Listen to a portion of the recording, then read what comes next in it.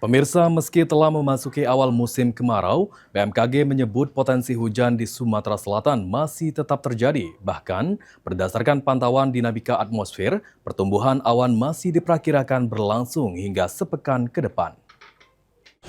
Berdasarkan data BMKG Stasiun Meteorologi SMB2 Palembang, musim kemarau saat ini masih berada pada fase awal.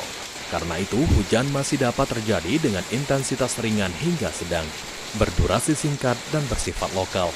Potensi hujan diperkirakan terjadi dalam 2 hari mendatang.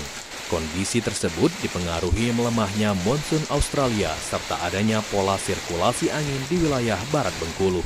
Dari model cuaca hingga seminggu ini memang pertumbuhan awan masih ada, namun untuk potensi hujan turun itu paling besar ada di 2 hari ke depan.